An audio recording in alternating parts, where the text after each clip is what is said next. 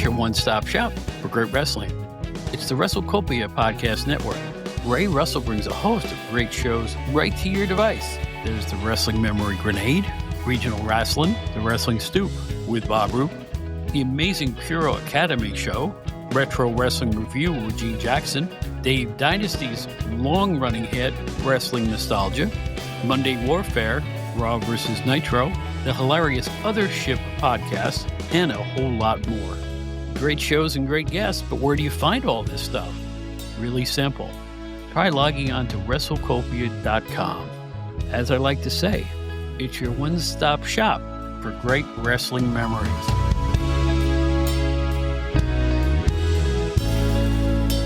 Hey everybody, welcome to the new edition of the Outdated Wrestling Hour, and Happy New Year!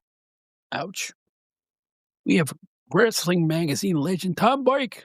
He's on the show, and, well, I want to show you some of my classic wrestling magazines and go all the way back to the 1950s. I keep them in a storage lock in my basement. Oh, now, let me reach up here. I got to grab the key first. It's up on the top here. Whoop. Again!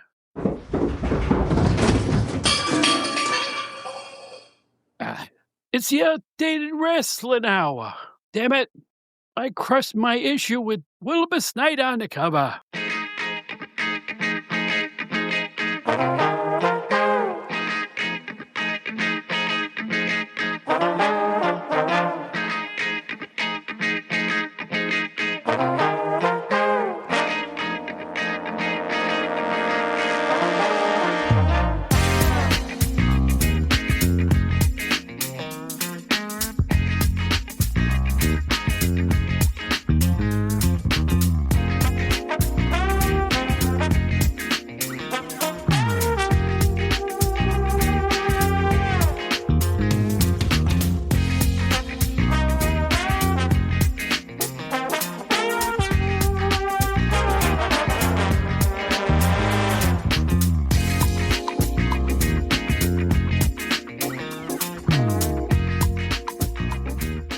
Happy New Year to everybody out there.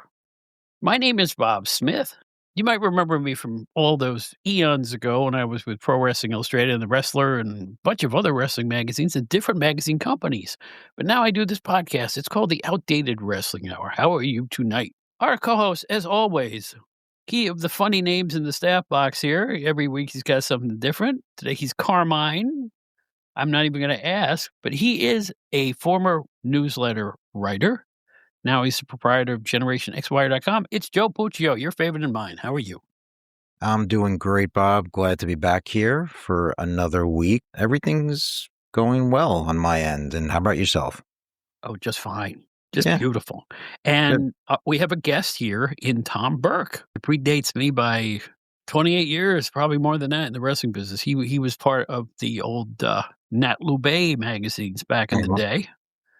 They were so old-fashioned compared to what we did with PWI when I joined in the late 80s. But everybody respected Tom Burke. He was a straight meat and potatoes writer and editor, real historian and still is to this day. He has a shrine in his house in Massachusetts. And people come and visit and walk away going, "You have everything in here," you know.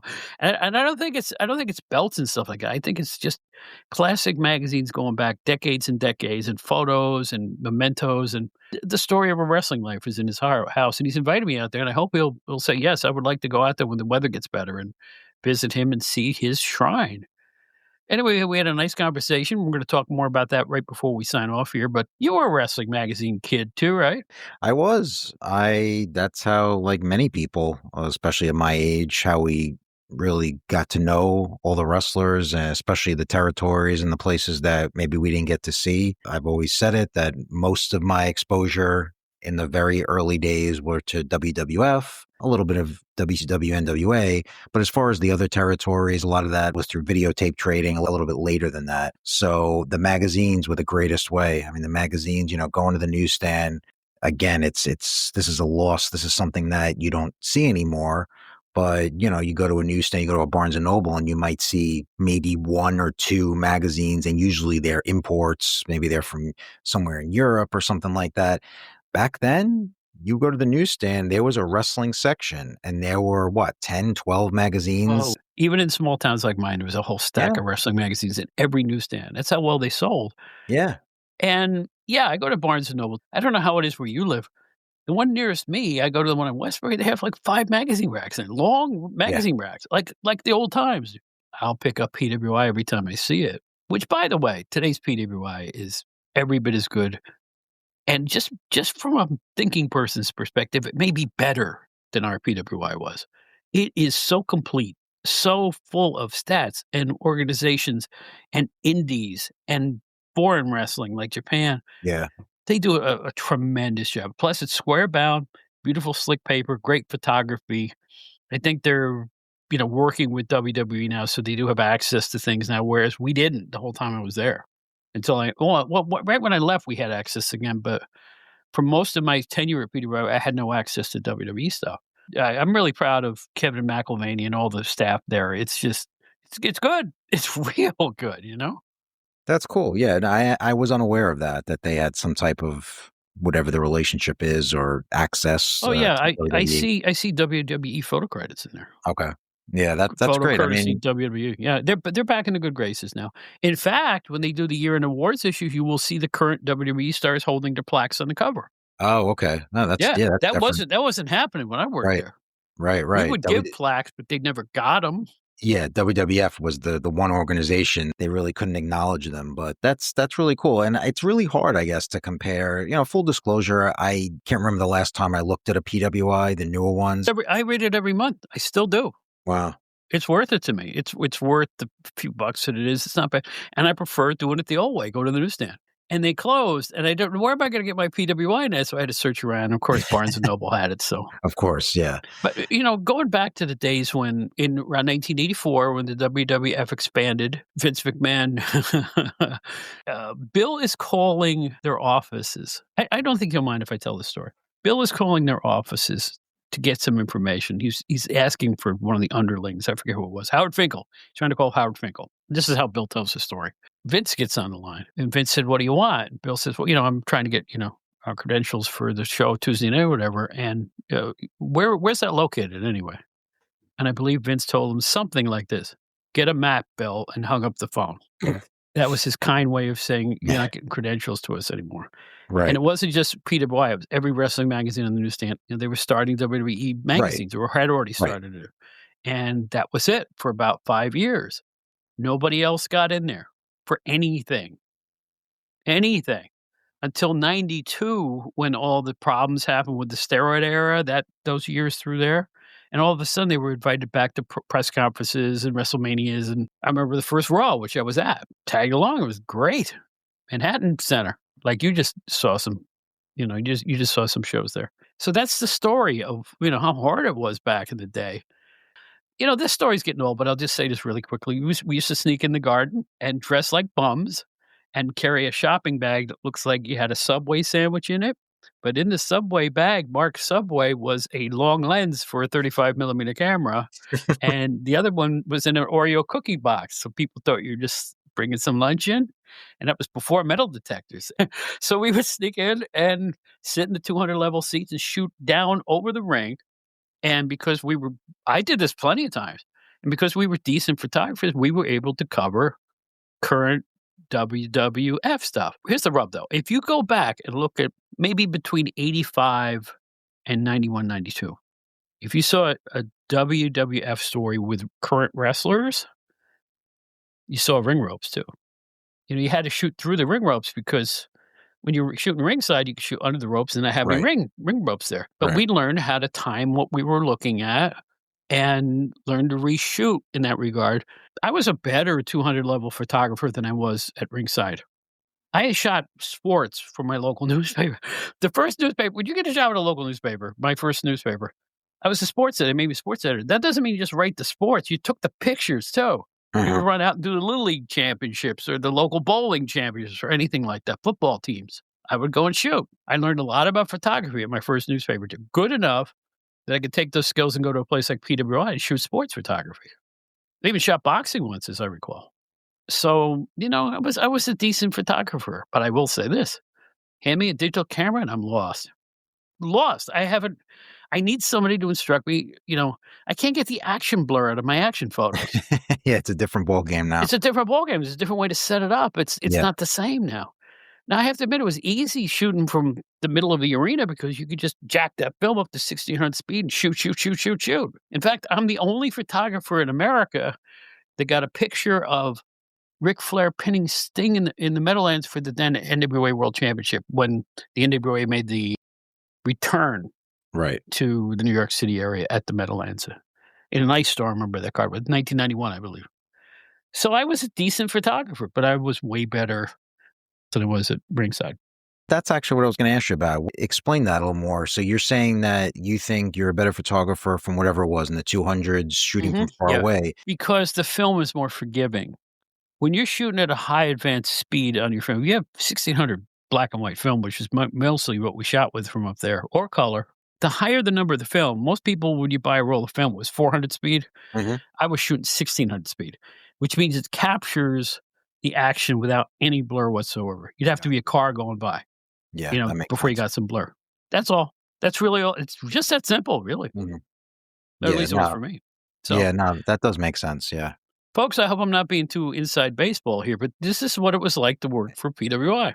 And I love that story about, because it goes to show how different things are now, that you were able to actually sneak in with this stuff in bags where nobody was looking through them, that there were no metal, even forget about metal detectors, just like searching them, just like opening them. Can I see what's in your bag? None of that. They just saw that. Oh, guy's bringing in a sandwich, whatever. Now you probably can't even bring in a sandwich. Well, someone with WWE told me recently that they were only checking floor seats for photography. Oh, they were checking ringside because that's where you'd have the best right. shots. That's where you'd have they the weren't camera. checking up where we were sitting. I didn't even think but of that. we still That's took right. every precaution we could. And Bill couldn't go anymore because everybody knew Bill. Every security guard in the garden knew Bill.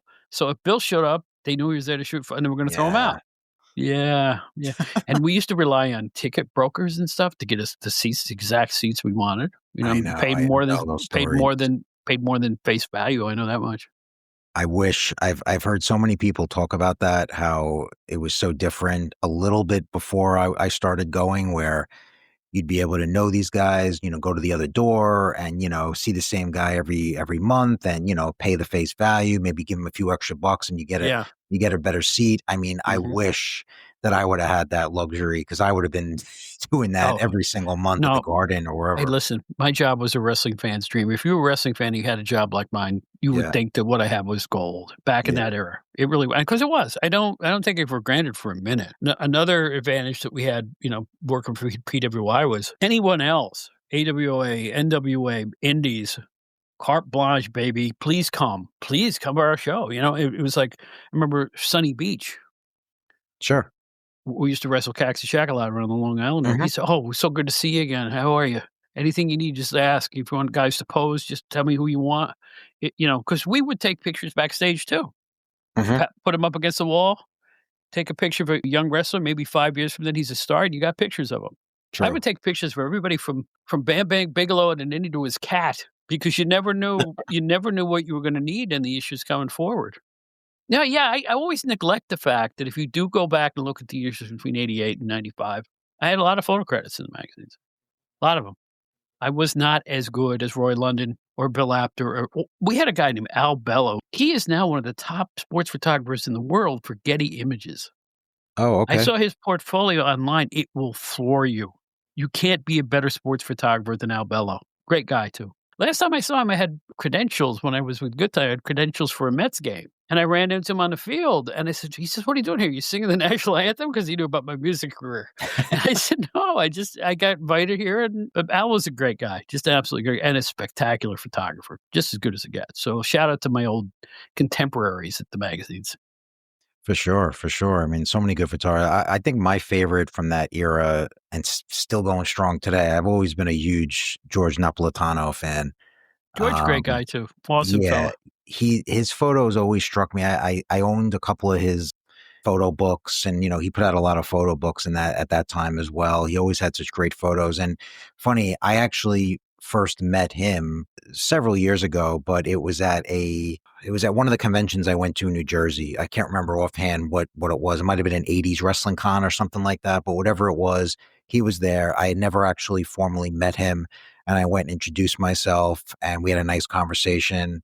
He was great. Yeah, I mean, it was nice to get to know him as well because I didn't know how he was, and he, like you said, he was such a great guy, great to talk to.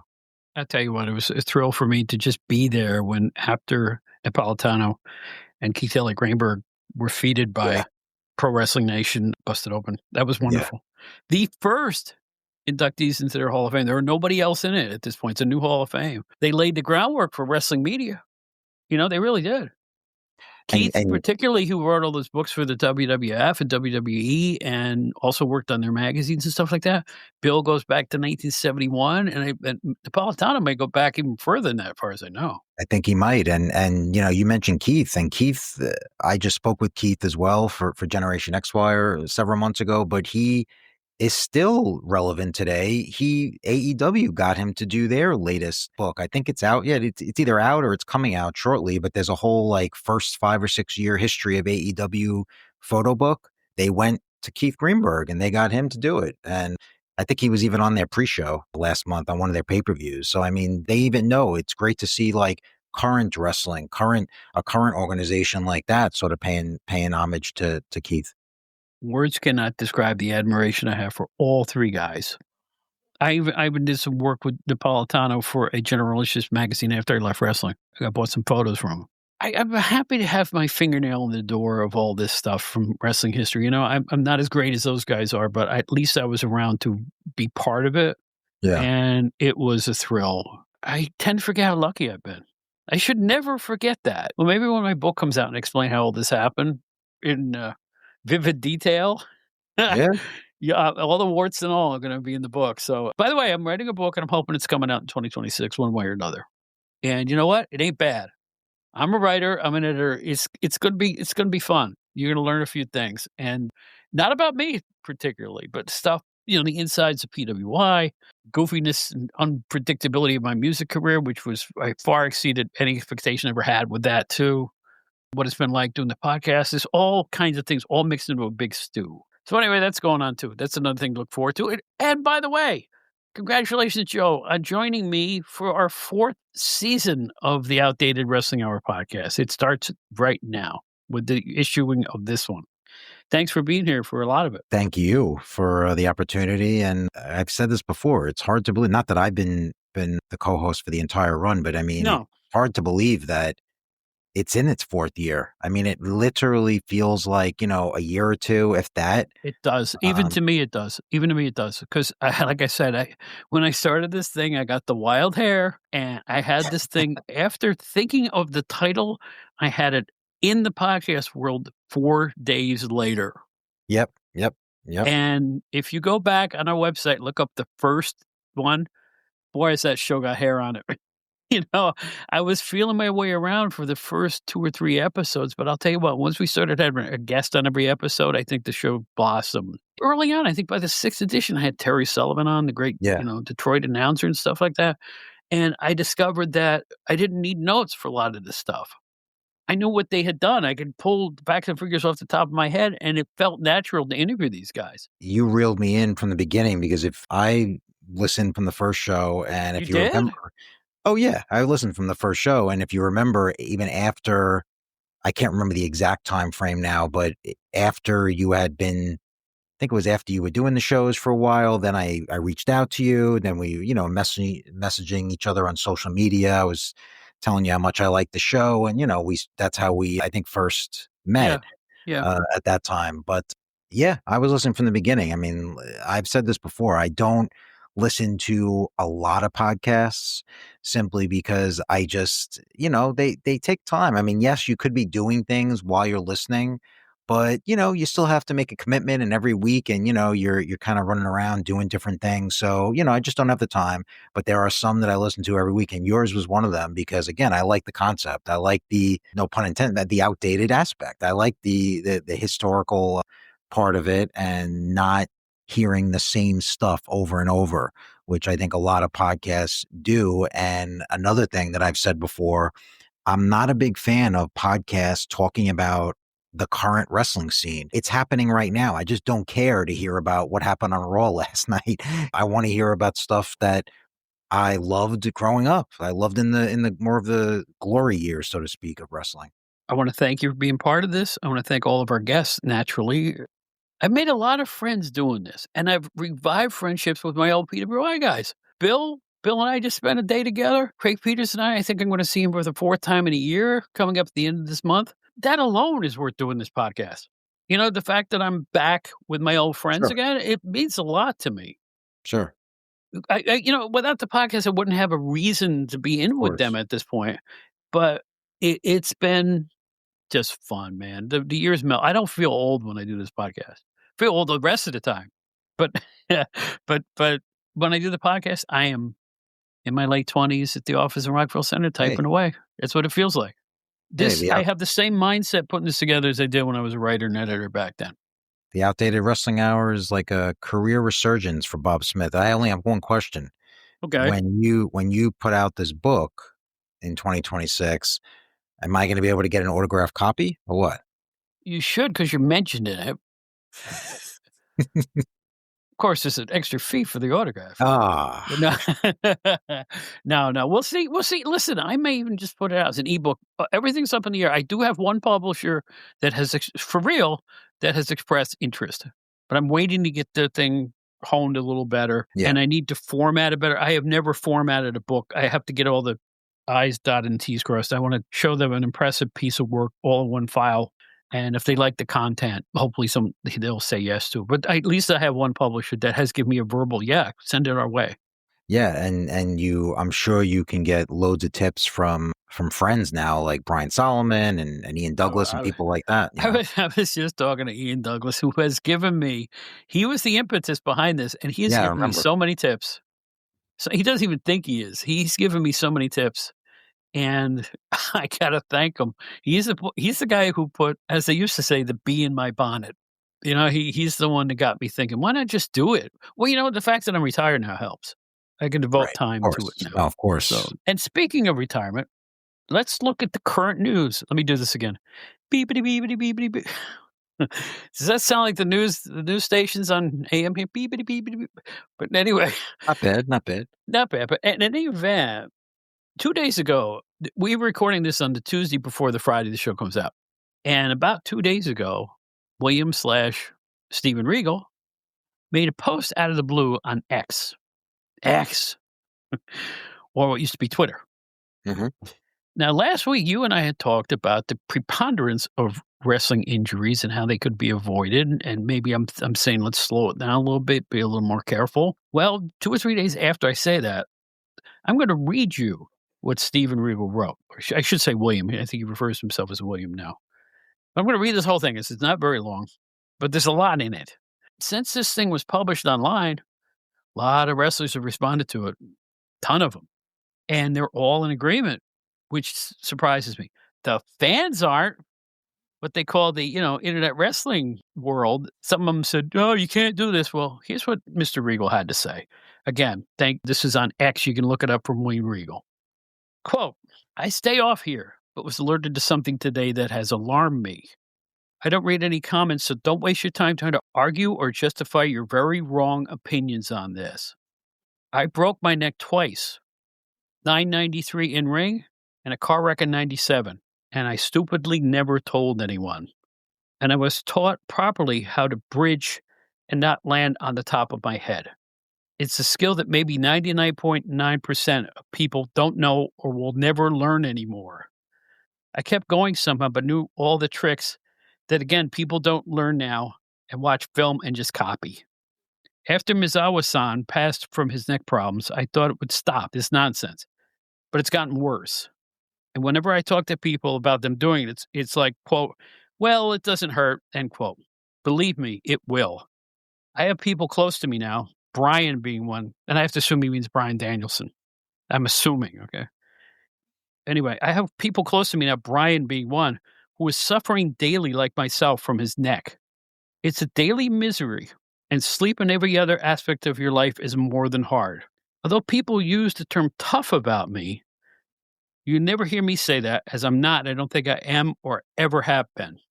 Money and whatever nonsense fame is supposed to be is not worth the pain or supposed two-evening glory you get from these ridiculous moves dropping yourself on your head. The vast majority of fans don't know the difference between a vertical suplex and a brainbuster, and that's a far tamer move than many I see now. I'm 57 and become less relevant every day, but fame has never been my thing. So most of you doing this in all caps, stupid stuff, are not going to listen to me, but hopefully a few do. Stop it now if you want a decent quality of life after wrestling, because that part of your life will be over before you know it. Wrestling done right is hard enough, but broken necks or death are not something you should think is tough or cool. It's idiotic thinking. So I read this, and then I first think about Piper Niven from the WWE, who looks like, and this is just the reports, allegedly, her career may be overdue another neck injury. So I keep referring to this. I see it repeated on Facebook and in other social media, and I'm seeing wrestlers in agreement, like Matt Hardy and Kenny Omega, of all people, who has flung himself all over rings for 15, 20 years now, however long it's been. It just kind of reaffirms my thoughts. Why in the world are these people putting their bodies on the line for a cheap pop? You're not going to be 20, 30 years old your whole lives. Sometimes you feel the results of these things later on in life. And before I shut up, I had a neck injury, It happened during my music days. And I think I was lifting up a heavy amplifier in a case, let's talking 75 pounds, 80 pounds. And I did not use my knees, didn't use my legs, and I heard a rip. And then for the next year and a half, I was in dire pain from my neck. What I had done was I had a couple bulging discs pressing against the nerve on the right side, and both of my arms became numb at times. And to the point where I would go to pick up a pen off of a table, and I couldn't feel it with my fingers. Really bad. It took 4 surgical epidurals to cure this for me. 4 of them. You know the thing where they stick the big needle for whatever Sure. that substance is in your back and just jam it Yep. in there? Had 4 of those. And after about 2 weeks, I said, I'm never going to feel better. But after a month, I did. I still feel a twinge now and again. Now, I don't know if that qualifies as a broken neck. But if you have people, wrestlers, walking around with broken necks and not saying about it because they don't want to lose their quote spot, or they don't want to not do the moves that are making them popular, we have a problem here, folks. And thank goodness for Steven Regal for, you know what? People have responded to this in droves, and now I want to get your opinion, Mr. Joe. It was great for him to post this, of course. I just want to say one thing about you just mentioned about guys that are worried about losing their spot. And that's something we always hear about throughout the years in wrestling. You can't take any time off. You can't be injured. You can't even take a couple of weeks off, because if you do, someone else is waiting in the wings to take your spot.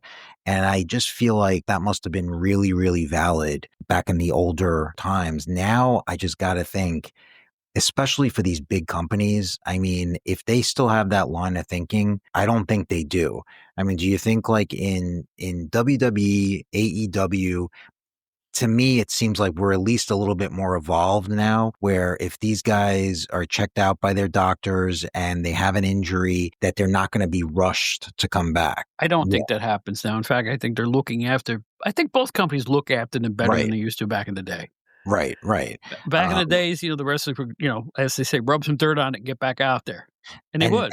And that's even what Regal said, that he didn't tell anyone. He broke his neck a couple of times. And, not that was the olden days, but it was far enough back where I think they had that mentality of not letting anybody know and just working through it. I think it's great. I know you mentioned Kenny Omega, of all people, who has a really, really physical style, coming out in support of what he said. Piper Niven, Matt Hardy, I think Ivar of the War Raiders posted something about his neck injury. So they're definitely getting support. My question is, what's going to happen in 6 months from now, in a year from now? Is this going to be a forgotten post, or are the wrestlers or are the talent actually going to take heed and think about it when they're in the ring? I would love to think that they are, that it will make even a slight change. The only reason why, again, I don't know if it will, is because it's really got to come from the top. And it just seems like every wrestler is looking at high spots now, and they just want to do the things that make you go, holy crap, or oh my God, look at that move. Look at what he just did. In fact, I think the Regal thing, even though he didn't specify this in his post, by all accounts, most people are assuming, I don't know this to be a fact, but the assumption is that he posted this after the Kyle Fletcher move after the last AEW pay-per-view, because Kyle Fletcher was dumped on his head basically, and it looked horrible. And I was watching this show live and I saw it. So I think that's where it sort of came from. For one thing, I really hope that fans don't start this as an AEW versus WWE thing, because that totally misses the point. It happens in all companies. It doesn't matter which company it is. This one just happened to be in AEW. I think that is Kyle Fletcher. Let's use him as an example. Is he going to go out now, read that post, and not take these maneuvers anymore, or try to be a little bit of a safer style? I love to think yes, but I just don't know that it's really going to happen unless it comes from the top, unless Paul Levesque, unless Tony Khan, unless they literally have talent meetings and say, hey, look, guys, this is, we're going to really try to do this. You don't have to do this. You don't have to put everything out there but the kitchen sink in these matches. Is that going to happen? I don't know. I think it gets back to what I said last week. I don't think it's the maneuvers per se. I think it's the fact that everything is so rapid fire now. This to that, to this high spot, to that high spot, bigger, bigger, bigger as the match goes on. I think you just need to gap it a little time between these things. Maybe not do them with such alacrity or such speed. Boom, bang, and the guy's got a broken neck. Now, I see you shaking your head no, but you know what? Wrestling is a work, and I'm not talking work rate. You and I talked this before the show. Work used to mean work the crowd, not work rate. Those are two entirely different things. They just happen to have this word work in both of them. You can work a crowd without putting your body on the line. And I'm not saying all wrestlers can do that. Some don't have the charisma or their mental, acumen to do it. I'm just thinking they're still going to dump each other in the heads. You're not going to put an end to that. Some will be a mistake. Some will be on purpose. Some will go, I can take it. Screw those guys. But then again, you got wrestlers going, "Hey, it's real glass." Ha ha ha. Who are you entertaining? You can't. Pro wrestling can't keep trying to top itself all the time. A good match can be a good match. Even WWE has matches where I look at the guys, go, "God Almighty, how much longer can they go, or how many more maneuvers can they do?" It's to the credit of the wrestlers that they don't get hurt nearly as much as they look like they are. So that's what wrestling should be, though. They should be able to work these matches and not get hurt. I rest my case. But that is true. And the reason why I want to be honest here, the reason why I'm shaking my head is not because I don't agree with you. It's because you hit the nail on the head when you said these guys it might not be the specific maneuvers, but it's just going too quickly, going from maneuver to maneuver. They're conditioned. I think wrestlers are conditioned now to do that, where they just want to go move. And even going so far as looking at like finishers. Finishers aren't finishers anymore. The reason why finishing maneuvers aren't really finishing maneuvers anymore is because no wrestler that's going to get pinned by just one finishing maneuver. Why? They have to do another one, or they have to do a third one, or they have to do one off the top rope. And then they have to pile drive him on the table. Then they have to bring him in, hit him over the head with the 2x4, and then do another move, and then do another finisher. And I'm not even exaggerating. It's just maneuver after maneuver. And as fans, we get excited. You get excited watching it. You're watching it at home, or you're watching it in the arena. Wow. Oh my God. Oh my God. He kicked out again. And the commentators, they can't believe it. Oh my God. How much more does he have in him? So I think it's just part of that where it all is combined, and it's just got to be a really true reconditioning of not just the wrestlers, but of the fans as well. Look at somebody like Darby Allin. You think Darby Allin is going to look at William Regal's post and say, you know what? He's right. I think I'm going to be a little bit more careful, or I'm going to do this, I'm going to do that. No, he's just not. It's unfortunate. Even going back a little bit long, let's go back to like the days that we loved. One of my favorites ever is the Dynamite Kid. I was a huge fan of his from his early days before he entered WWF, and even obviously when he was in there as well. But look at his style. I mean, look at what happened to that poor guy just because of how he beat up his body and how he didn't listen. And I'm sure there were veterans at the time that told him probably what are you doing, Tom? How could you be, why would you be doing this style? And he didn't listen. And what did he do? He ended up in a wheelchair. So it's unfortunate. And I guess it's just more of like a pessimistic view. I would love for it to happen. I just feel like it's got to be more than just William Regal coming out and Yeah. putting this out, you know? Well, I think one of the philosophies has got to change because it's getting rote now. The 22 pin attempt match, because between each pin attempt, there's another big move. Exactly. You can't just have a 1 or 2 pin attempt match anymore, particularly when it's a championship bout. It's always a thing, 1, 2, oh, he kicked out. And then you have the other guy hold his head and go, "How could this have happened? Yeah. How did he kick It's out of this?" very And dramatic. the women are even worse. They start crying. "Oh, how did she kick out of this? Oh my gosh, that was a—" So then they go back and do another finishing move, and another finishing move, and another finishing move. I'm not saying matches are too long. Ric Flair and Greg Valentine used to do 60-minute Broadways. But here's the thing. Each time it's gonna be another move that tops the previous move before the pin attempt. So Correct. if you don't have 22 pin attempts, you don't have to do 22 maneuvers to put the guy out, which is another factor.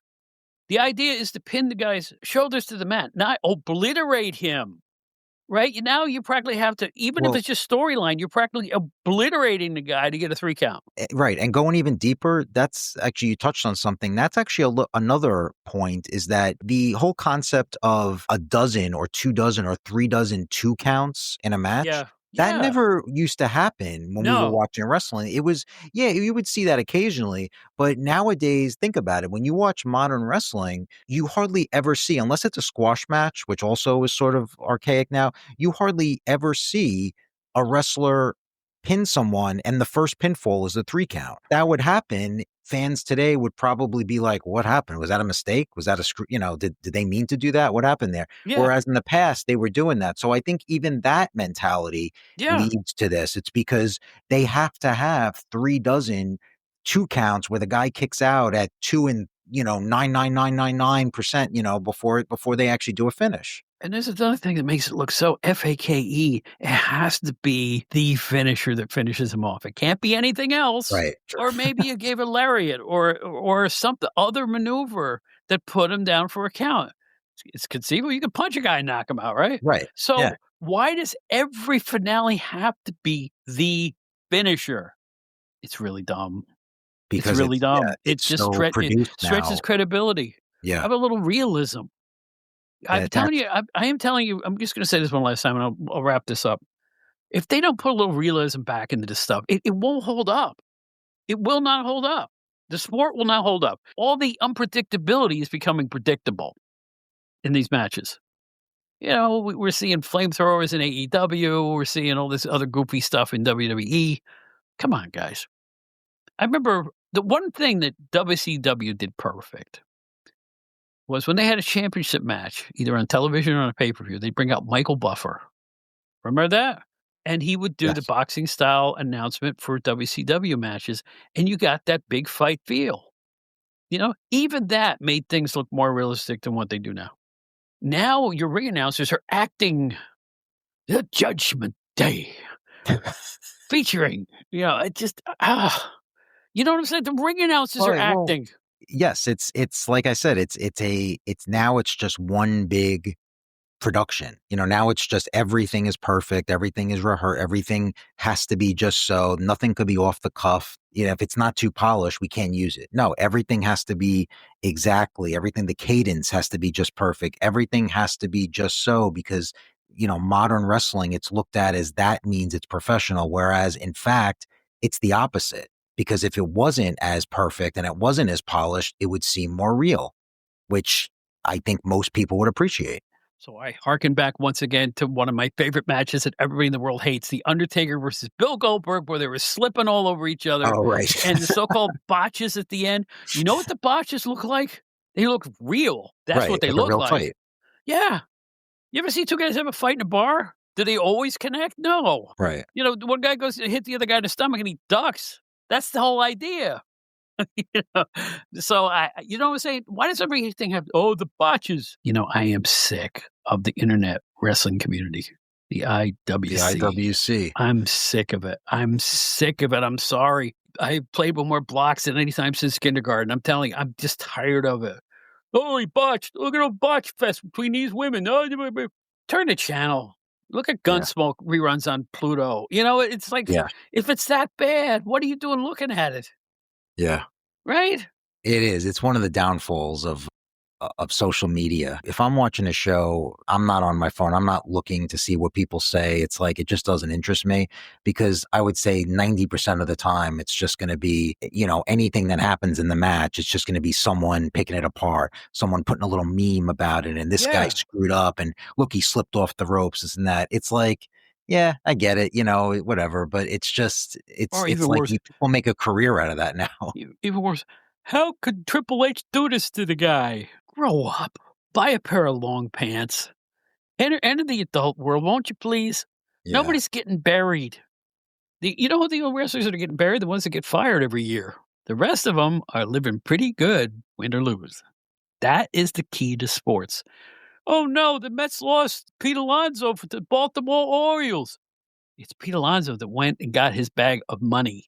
The money is the determinant factor. Joe, I know what you do for a living, but I'll bet you if a competing company said, Joe, you're the bee's knees, we want you for double the salary. Are you going to go? Of course.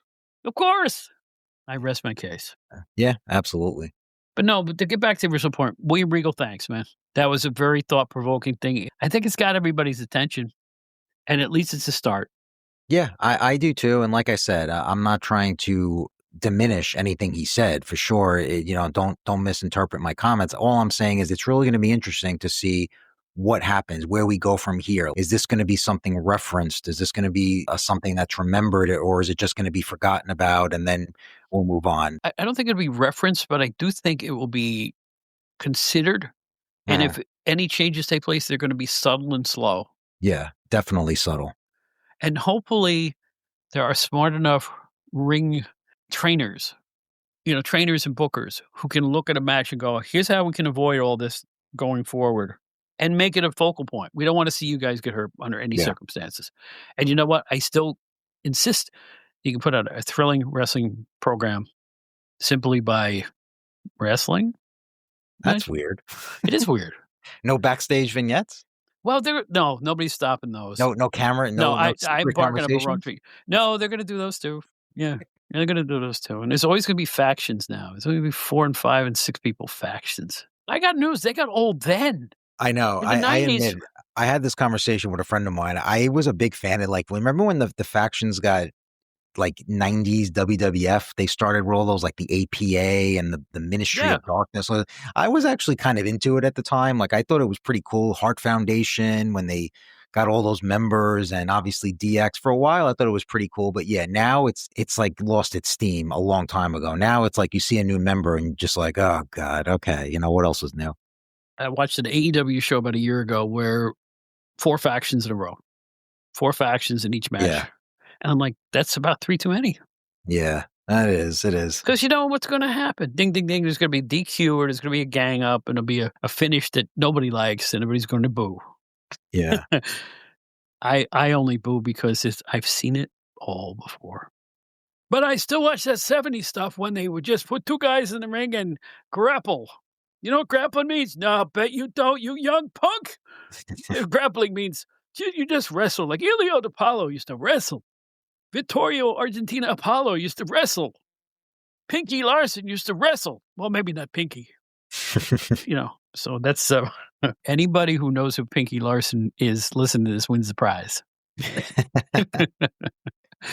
He's also part of my upcoming book, Pinky Larson. Very cool. My tale of meeting Pinky Larson. Is that going to be a chapter? No, it's not worth a chapter, but it's going to be part of a chapter. So there you go.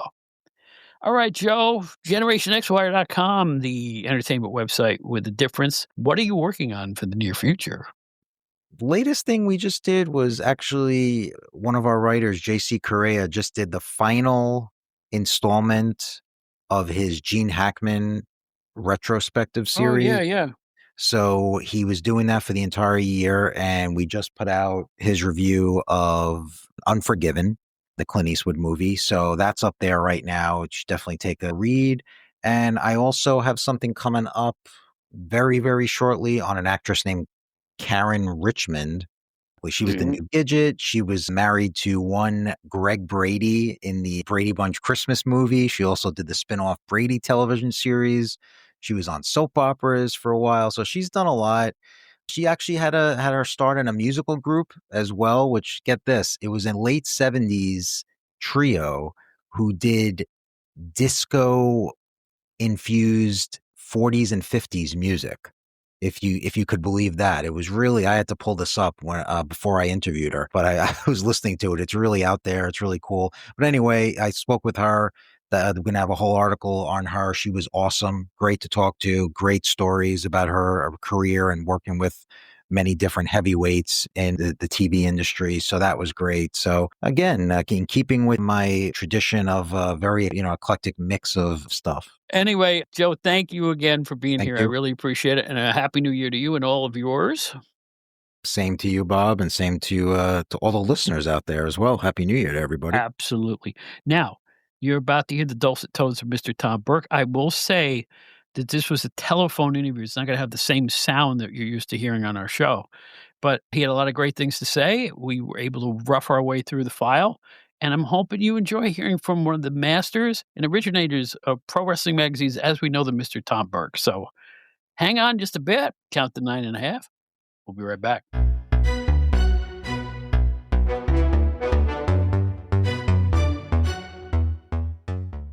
All right, it wasn't all that long ago that Brian R. Solomon in Connecticut had a book release party for his new book about Gorilla Monsoon, Irresistible Force. So I'm hanging out with my wife and a bunch of friends that I know, and with Brian and his wife and family, and who saunters in about 10 minutes into the thing, but a guy that I've admired my entire wrestling life and never met. And I met him for the first time. I had the guts to walk over to him. And my wife said, "Why are you so jumpy?" I said, "Well, that's Tom Burke over there. Oh, I've always wanted to meet him. I never had the opportunity to do it." So she's go over and talk to him. I'm like, "Yeah, I don't want to bother him." And she's like, "Go over there." So I go over and we end up talking for about 15 minutes like we knew each other for 10 years, folks. It's the legendary magazine editor and writer, a winner of the coveted Jim Melby Award. He's done it all in professional wrestling when it comes to writing, editing, publishing, you name it. It is the one and only, and I'm proud to have him here, Tom Burke. Thank you for being here. Thank you for that gracious introduction. It was indeed a full privilege on my part to meet you and talk to you at the event, the book signing. And it was great to meet you and others as well. And I'm hoping that our paths will cross sometime in the coming year, 2026. Well, I'll tell you what, we're not that far away from each other. I'm in New York City, and you're in I believe Springfield, Massachusetts. Is that right? Real fast, all of basketball. There you go. And it was great meeting you. We had a nice conversation at Brian's Shindig there. And I just want to say, first of all, thank you. You were a big part of my youth. I was a big wrestling magazine guy, and I'm up there in years. I don't want to I don't want to say the specific year, but I started watching wrestling and understanding it in 1970. That is when you were in your prime with the wrestling magazines. Exactly. My focus was on the magazines was in the 70s and into the early 80s, Right. prior to Hulkamania. My focus was different than some of the other writers who I have no problem with. I think they did an outstanding job. But I focused on the reality of wrestling, the history of it. And even when I do get articles on individual wrestlers, I would read up on them first and dwell into their career and pin up some items that a lot of people didn't know about and everything. And even surprised the person I was interviewing and everything. But that was my key. And I love history and I love wrestling as the way it was with characters, which we sad to say don't have anymore, with the exception of I hardly ever watch it, but who I am impressed with is Gunther, Mhm. WWE. I think if we could turn the clock back to the 70s or the 80s, he would be an NWA champion. Oh, no question about it. He reminds me of Kowalski. He does absolutely, yes. A similar body style, just rugged as all heck. That he could probably go an hour if you have to. That kind of a guy. Exactly, exactly. It's just something that is a rarity today in wrestling. Absolutely true. So let's go back, and for those who don't know you, who are listening, and I don't think there's very few of my audience that doesn't know who you are. Most of my listeners, I would imagine, are about my age, maybe 10 years younger, maybe 15. And everybody read the wrestling magazines. And you're most famous, I think, for the Ring Wrestling and Wrestling Review. Take me back in time. Because, I joined Pro Wrestling Illustrated in 1988, which is a mile away from when you got started. So the question is, what was it like starting in a wrestling magazine back in the days of pre-internet, pre-cell phone, pre-everything?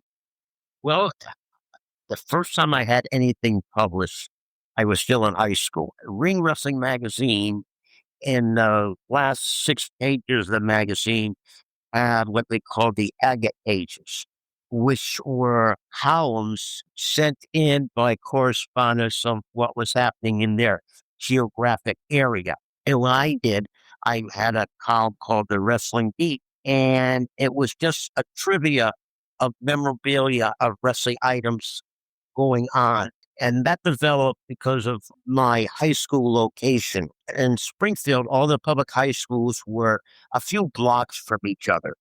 And walking down with how friends from my high school and from Tech High, I was separated from them and go to the library in the periodical room, which had an assortment of out of town newspapers. And I had my little notebook and I would write things down, what was taking place, results, and everything. That developed into my first column.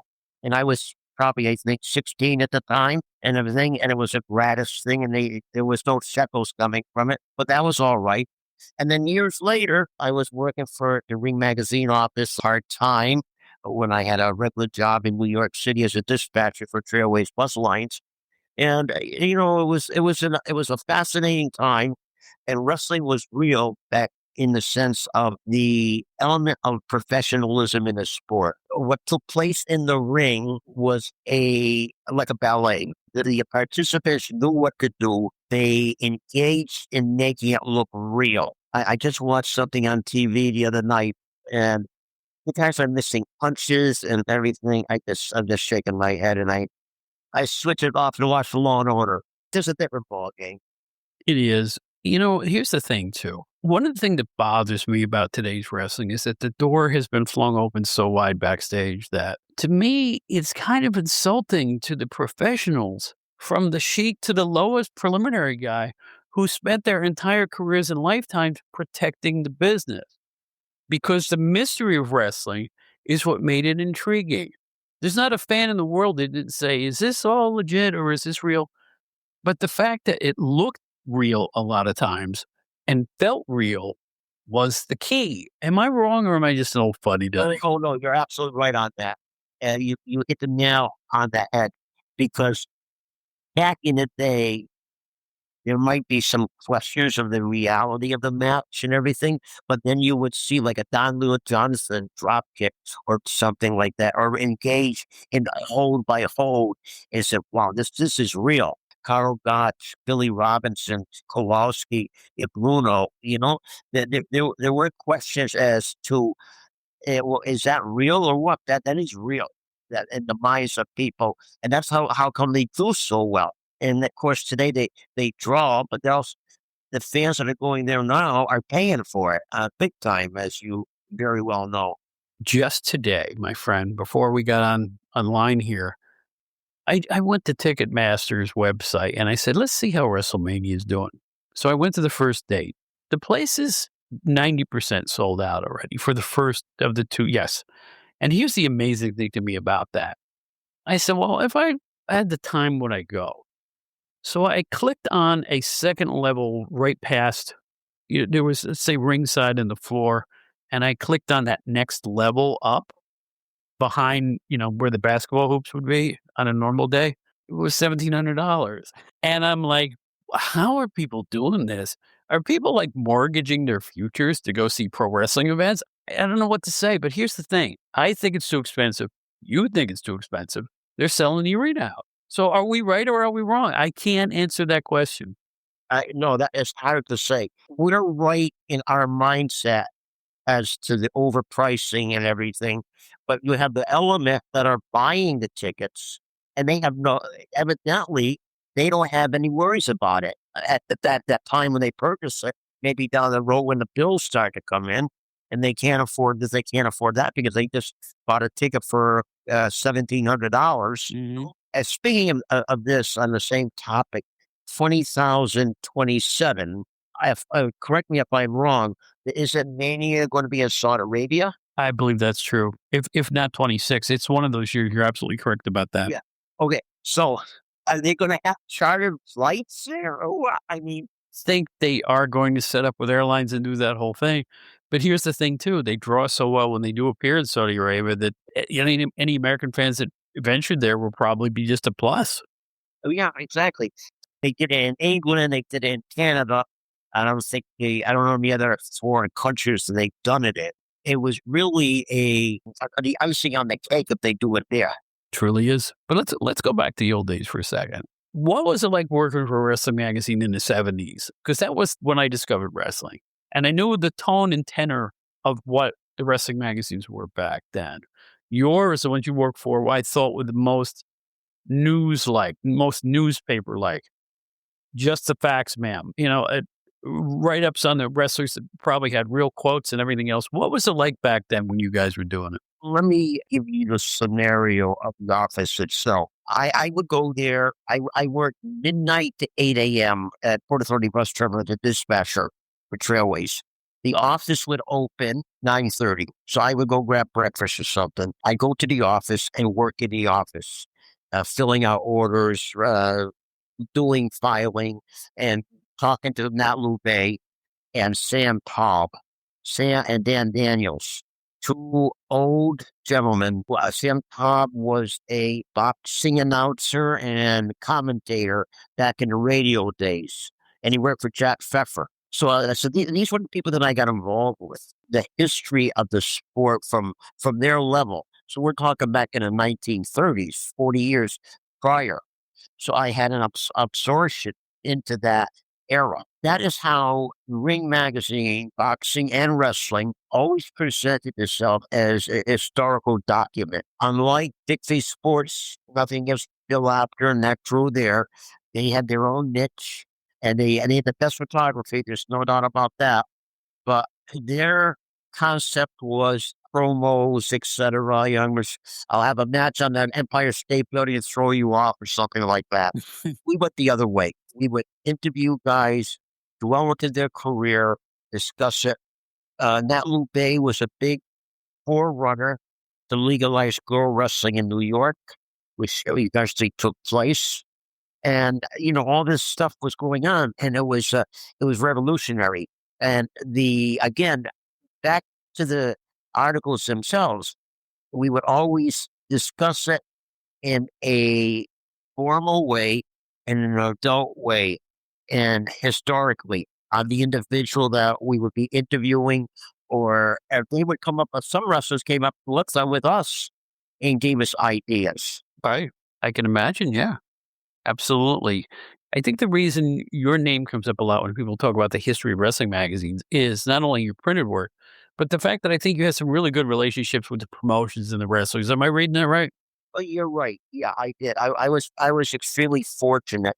And again, what I found out when I was a young lad and I was still in high school, name dropping, there used to be a column in the daily newspaper who would run once a week in a sports section, and it was a nostalgia column. And they would have a column headline 25 years ago, this happened, 35 years, blah, blah, blah.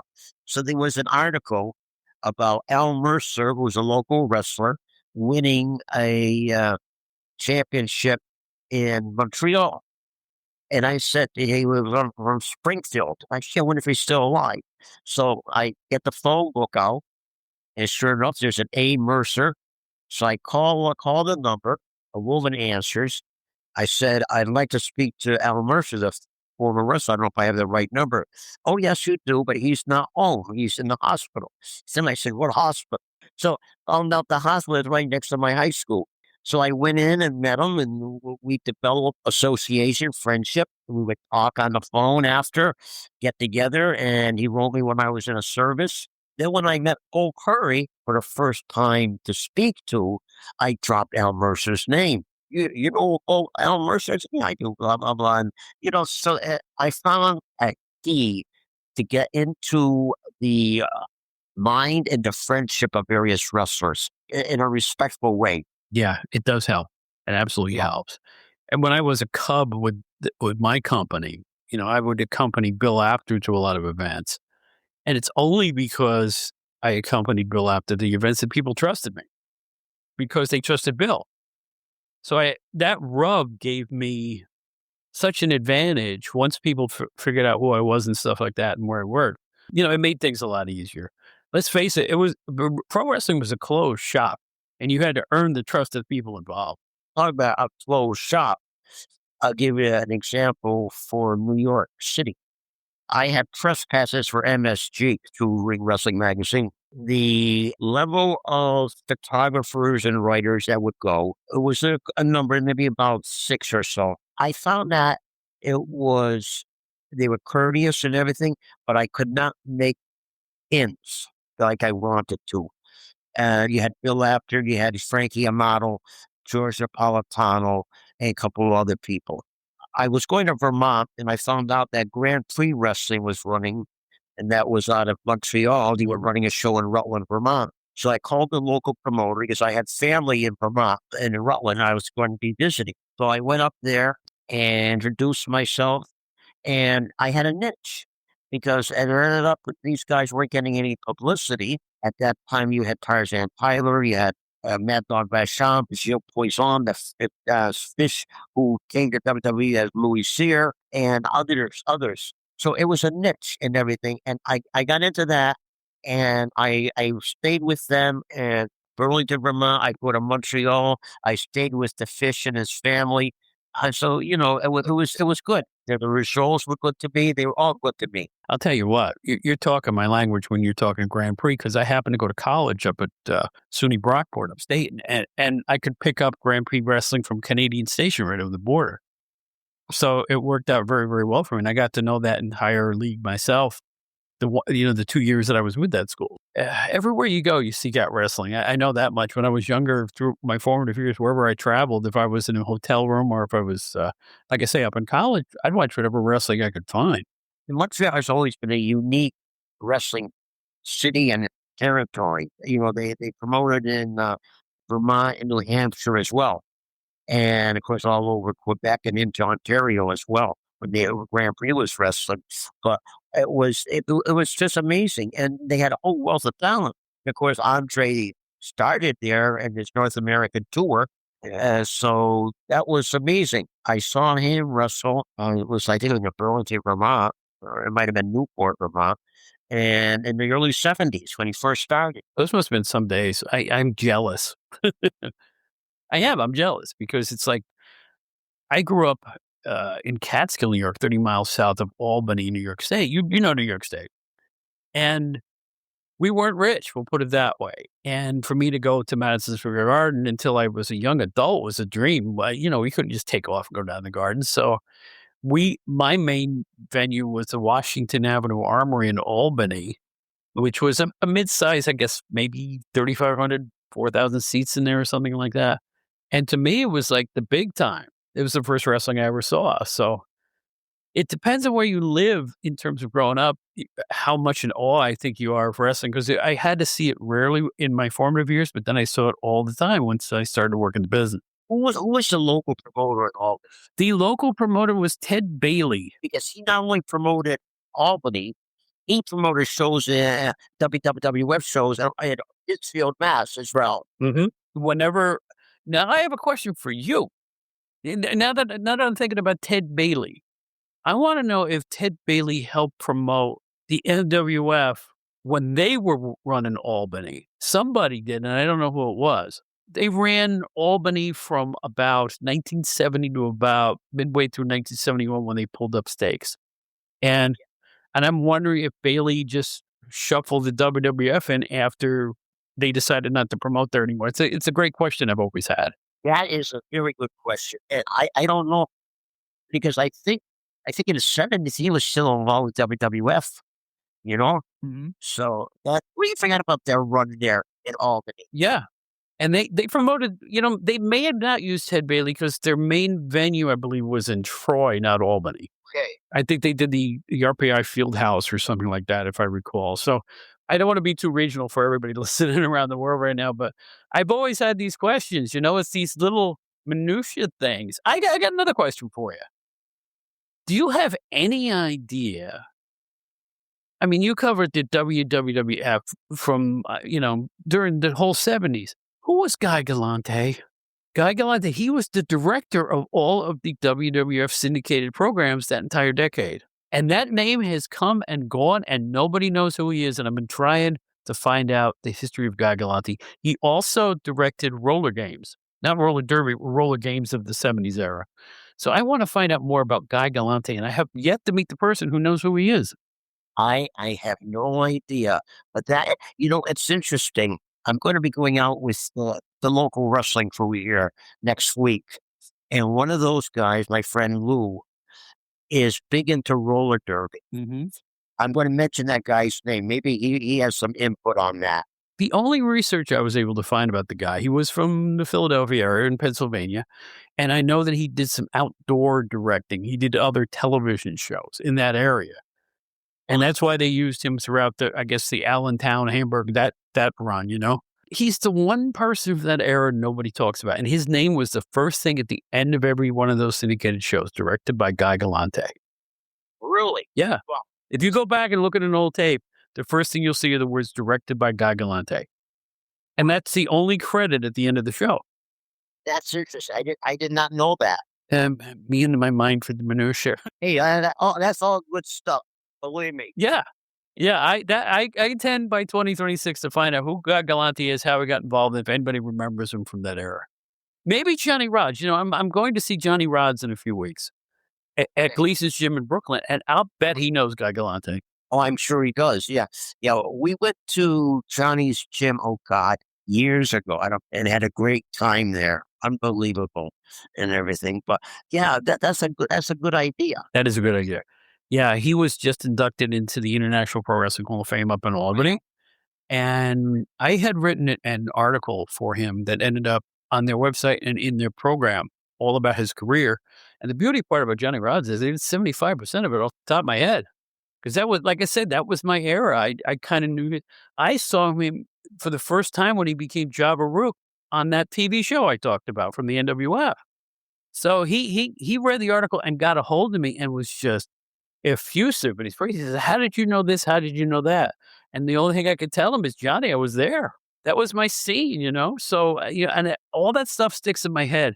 I can't remember my own birthday, but I can remember that stuff. There's something wrong with me. I knew Roz was Java Rook, but I did not know he worked with that name in NWF.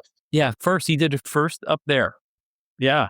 Yes, that was before the California run. He had 2 runs in California, but the first time he was Java Rook was for Pedro Martinez. That's going to go into my odds and ends of my Facebook page down the road. I'm making a note here. Well, the beauty part is you can look it up. If you can find a source online that lists his match history, you will see that he did that first in Cleveland, Buffalo before, and it didn't last long. I mean, it was just a couple of months when he went up there and did that. The announcers were comparing him to the Sheik and all this stuff. He didn't wrestle anything like the Sheik. He's way more athletic and off the ropes and all that stuff. But no, he was a fine wrestler. And I think anybody that poo-poos the idea of somebody like him being in the Hall of Fame doesn't know what they're watching. Exactly. Yeah. Oh, absolutely. He's definitely needs a star on the Walk of Fame. Because Johnny Rods is a rarity. And one of the few guys left, really, from that era. He switched to him, and he slowed down a bit, but that's old age. But it was grand that he was finally recognized. Yes, it really is. And the WWF Act, to their credit, also recognized it. So that's 2 Halls of Fame he's in, and nobody deserves it more. Let's look at you just mentioned the Sheik, even though he overplayed his time in the business. But I'm coming up to celebrating my first wrestling show that I ever attended on December 27th, 1959. And the Sheik was in the main event against, well, it's supposed to be Chief Big Heart, but there was a snowstorm and Red Bastien took his place. But I mean, and he had his princess with him, beat the hell out of her and everything. They couldn't do that today, Right. No way. You're talking about the Sheik. Right. And here's a point I want to make to you and see if you agree with this. When Fred Blassie, the Sheik, any one of them, Kowalski, they're walking down the aisle, people would get out of their way in fear. Today, when you have two wrestlers battling at ringside, people point and laugh. Yeah. That hurts me. Yeah. Do you feel the same way? Oh, absolutely. Absolutely. And again, it goes on that the reality has been erased. True. Yeah, and I know, everything changes, but, I would like if it was more of a 50-50 split. Without the mystery, wrestling isn't the same. It's just a show, and if you want to watch a show, you can turn on Netflix. You don't need to watch wrestling to see a show. Exactly. But, it's the way things are today and everything. And I just, like I said, I've attempted to watch it today. I just can't grasp it, to be honest with you. Yeah, I watch it out of an old time sense of obligation because I've been looking at it my whole life since 1970, and I just can't stop. I still watch it. I still at least a couple of the shows. I don't watch all of them, but Yeah. I'll watch them out of. I always say I look at them out of the side of one eye because I have to swallow hard and accept what they're doing now. Which is not to say that they don't have great athletes. They do. Yeah, well, the athletic abilities are fantastic. It's just the characters, the storylines. I just can't handle it. I understand. I'm right there with you, my friend. And because our culture is so sensitive per se, they have to toe the line on characters, which is a shame. Yeah, I kind of understand what you mean by that. Sure. I mean, but then again, wrestling did some stuff it's not proud of, even in the old days. I mean, when a faux German wrestler would come and give a Nazi salute, that's not cool. That's not a good thing to do. And for decades, the faux Germans would do that. But it was, people kind of swallowed hard and accepted it. Then now you couldn't do it. And I don't think that's wrong. There were certain things. I never believed in the wrestling bears.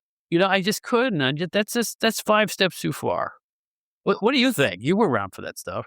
Well, it's funny. We had 2 black bears. Tony Sanders' promotion had a black bear called Black Ozzy. Had a constant opponent who was Amlo Mills. And there were a couple of the guys that worked with him. With the bear too. And then there was Terrible Ted. With Terrible Ted, was that it? That's it. Yeah, that's the Terrible Ted came up here as well with Tuffy Truesdale and everything. But but it was a showpiece.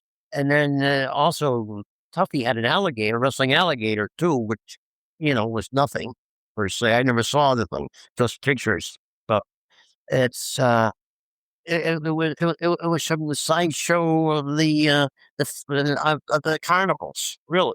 True. How'd you feel about the territory days? That I miss those, especially these days. I love the territories. I miss the territory so much because that is when wrestling to me was a lot of fun, and you had territories. A guy would go into a territory, he would stay his length of time, and then leave, and then go someplace else. I remember when Grand Prix was wrestling, and I was up in Burlington, Vermont, and Kowalski was on the card, and I was doing an article with Kowalski, and we were talking, and he told me, so I got another 2 months here, then I'm leaving. I said, where are you going? He said, I'm going to New York. I said, oh, who's going to manage you? So I don't need a manager. I said, you get a manager. Well, sure enough, he goes in, and they give him the Grand Wizard. But, it's just, the territories was great. And of course, so many guys would go into different territories and switch their names and everything. It was a puzzle. Well, who's, he wrestled under this name, under that name. He changed his look, he shaved his head, whatever, How many guys were suddenly Russian and German?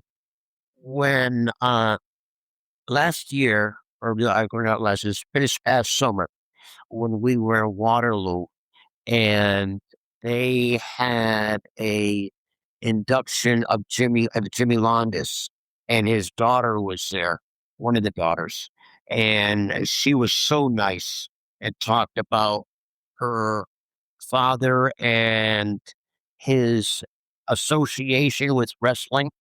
Of course, he was on a wrestling by the time she was around, but some of the old timers would come over, she said, and they would sit on the patio and German, like Greek whiskey Ozo or Uzo or whatever it's called, and downing that and talking wrestling. Since like Harris brothers would come over, funny.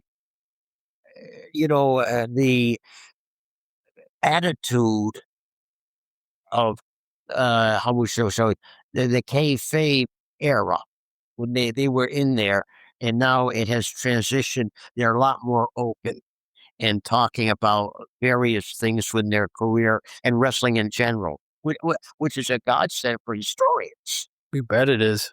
And I'll tell you one other thing. This is my observation about older wrestling fans. I go to conventions sometimes just to talk about my show and stuff like that and meet up with some old friends, right? What I love is seeing a line, like a line with people waiting to talk to an old school villain, old rule breaker, right? And they get to the front and they go, "Boy, I hated you so much. Could I have your autograph?" Only wrestling can do that. Yeah, exactly. Exactly. Yeah, yeah, yeah. Yeah, it's amazing. One individual who was a terror in the ring, very good wrestler, was Baron von Raschke. And I mean, he was a heel the whole his whole career, but what a sweetheart of a guy, you know. And he loves to talk wrestling. And we met him in Waterloo a number of times. He's always open for conversation, you know. And he is, God, I think he's in his 80s. Yeah, he's in his 80s. God, maybe. So he's probably I think 85 now, maybe older than that. But he's a wealth. He worked against Bruno back in the in the 60s, late 60s, I think was. So, but yeah, guys like that, he's one of the last of the breed from that era that's still with us. If I can't, Les Thatcher is, he's still with us. Trying to think who else is with us. Bob, yeah, give me a name here. Well, Johnny Rods is still with us. Johnny, of course, Johnny Rods. Yeah. Let me think about those 70s guys. Well, we still have Ric Flair. You still have that crew, the Andersons, and just go down the list there. It gets harder though, doesn't it? It gets harder to say, well, I remember this guy, and then you have to wonder, is he still around or not? But this is what happens. I'm just lucky to be the age I am to be able to ask questions like that. And in that time period, there was a bond with all those guys. Yeah. It's different today, and I think today's wrestling crew what's the average age? Probably maybe 30 something, maybe. Yeah, you make an interesting point there because I saw a list of the ages of many of the current WWE stars. A lot of them are just a tad over 40. And I really think that the median age of a wrestler now is about 37. I really do. I know there's some younger people in it, particularly the female contingent. But I think if you look at the stars, the top 15 male stars in WWE, I think most of them are around between 35 and 40. Probably about the same it's always been, really, when you think about it. Yeah, yeah. You're absolutely right. Yeah. At the height, they were in that age range, to be main eventers all over the country. Yeah. That's a very good point. I never thought about that. Yeah. And I think about stuff like this instead of renewing my driver's license. I mean, that's life for me. I don't know. Well, anyway, Tom, I got a few more questions for you, but here's one I'd like to ask you. In your prime, in your magazine prime, or whatever it is during your career you consider your best years, when would they have been, and why were they so great? Mid-70s. Because that is when I started to dwell in to the history of various subjects in wrestling. I did the history of blacks, Native Americans, Germans, tag teams. Let's see, junior heavyweights, that was an interesting time period dwelling into that era. Especially the tag teams, especially because I was trying to figure out when that started. And the person who helped me on that was Paul Bobs, who I wrote him. Because we had been corresponding, and I jotted off a letter to him. I said, "You remember when the tag team started?" And he, about a week and a half later, he said, "Yes." He's that I had to stop and think about it, but so it happened in the Pacific Northwest. And it was called team wrestling, not tag team you know, but stuff like that, it opens everything up. To your question is, I think that was my peak, to be honest with you, and also the same frame time outside of the magazines because I had a newsletter and a wrestling service called Global Wrestling. I put out the Yellow Book of Wrestling. Because I was in a newsstand one time, and I saw a book called uh, "Yellow Pages of the." Well, I forgot what the subject or what it was. I said, "Geez, we should have a yellow book of wrestling." So, anyways, I started to I put a book out. It's like 38 pages of all the territories with newspaper clippings and information when the territories ran, like Charlotte and Oklahoma, etc., and everything, and phone numbers where they could be reached at. So that those were my key things that I really did. I printed out, I think about 400 copies. I sold them all. Wow. Yeah, I can understand why that would be a fond memory for you, I'll tell you. That's great stuff. Another question for you. How bad did you guys hate us? Meaning I work for GC London Publishing, you work for the people you work for. Did you find what our magazines did bad? And I'll tell you what, I knew when Stanley ran the magazines in the 1970s, they were really lurid, blood on every other page, ads for sex dolls and stuff like that. It was they were gritty and grimy. They really were. Now in '79, when they formed Pro Wrestling Illustrated, they had a whole new editorial staff at that point, new fresh people who were real journalists and real writers. And they joined the magazine. I was on the late end of that. I joined in '88.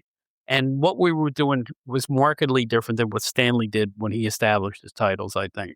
But overall, as a big stew, what did you think of our stuff? I will say this, I love your stuff. I grew up on your stuff.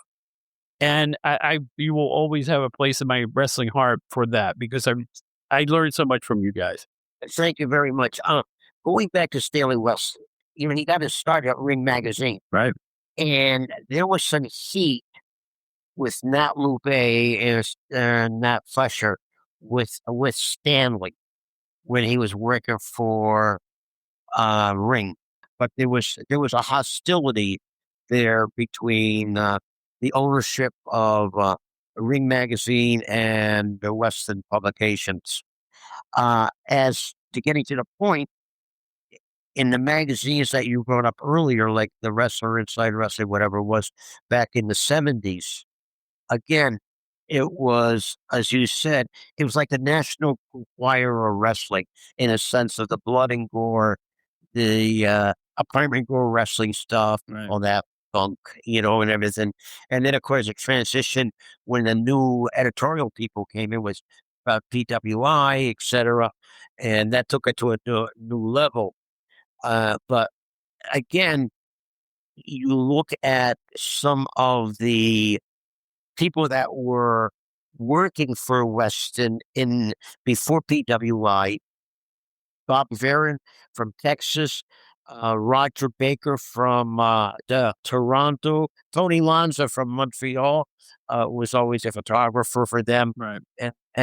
so they had good stuff, they extra stuff, but they would the pictures would be sent them, and they would work a story around the pictures rather than giving something factual. I can't argue with it. But luckily I was there on the butt end of all that when they kind of, Yeah. they calm things down a little bit.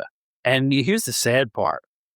You cut all the way to 1992 when all the trouble was in wrestling, the steroids and the sex scandals and you name it.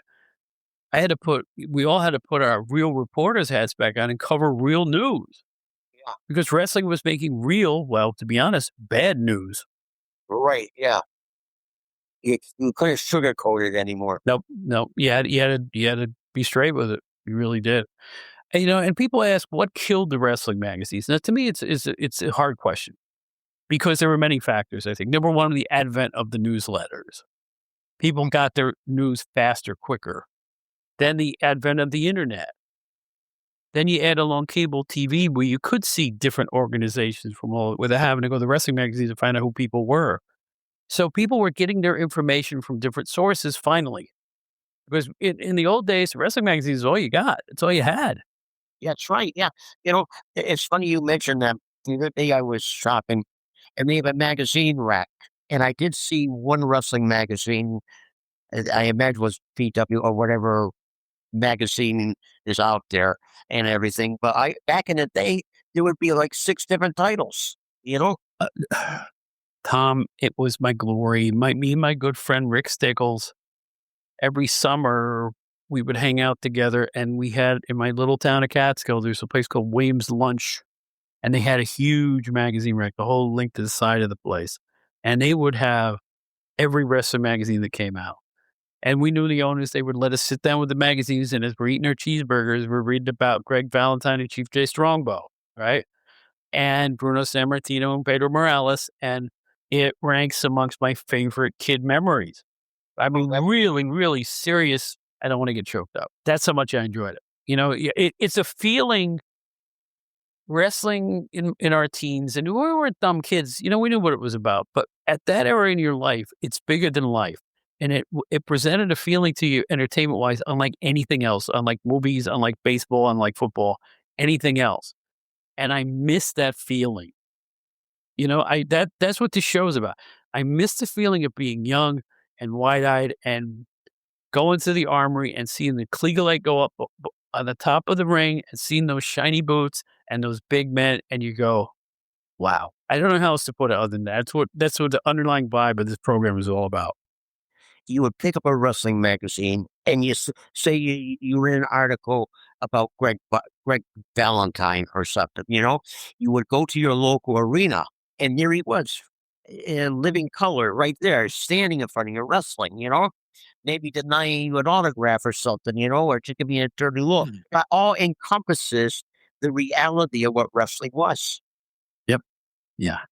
And again, it was its own animal, and that's the way we liked it.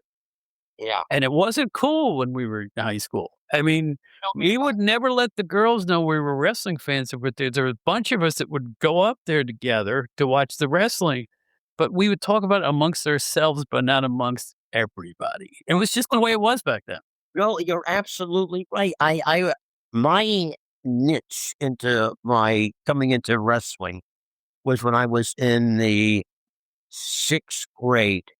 So I was like, 12, I guess, or something like that. It was through a bunch of guys I used to hang around with at school, told me to watch Channel 22 at 3 o'clock in the afternoon on Saturday. There's wrestling on. And that got me hooked. I wouldn't trade that for anything in the world, to be honest with you. And of course I carried it on. I got ridiculed, a lot of times, saw fate, blah, blah, blah, as I got older. But even through high school, there were a couple guys I used to hang with. One guy in particular who was a wrestling fan per se, not as deep as I was, but he enjoyed it. We go to the shows and everything. First, Tony Santos, but it was fun. Great. Some of the best fun memories I ever had. Yeah, exactly. Yeah. You're absolutely right. Yes, sir. Absolutely. Well, Tom, I want to say this to you. I remember distinctly being in the early part of high school, and I had a notebook, and I'm in history class. I got an issue of one of your magazines hidden in my notebook, and I'm reading a Tom Burke editorial when I should have been listening to what the teacher had to say. And it's the absolute truth. And a girl sitting next to me leaned over my shoulder and said, "What are you doing looking at those big guys?" And I swear to you, that's true. That is true. So you have had an influence on me. You've entertained millions of people through the years. I really mean it when I tell you this. I've been very lucky to have some of the 70s people on the show. I've had Dave Brzezinski and Terry Sullivan out of Detroit, right? I'm going to have Johnny Rods on soon. And to be able to talk to you now is an honor and a privilege, and I really appreciate it. Thank you, thank you, thank you. The only thing you got to do is get in there, get up this way here and see the shrine. How would I not want to do that, Tom? I'm going to be after you. You know that, don't you? Absolutely. You're always invited. Folks, it's the one and only Jim Melby Award winner, Hall of Famer, whatever you want to call him. It's Tom Burke. Tom, thank you so much for being here. Thanks, Bob.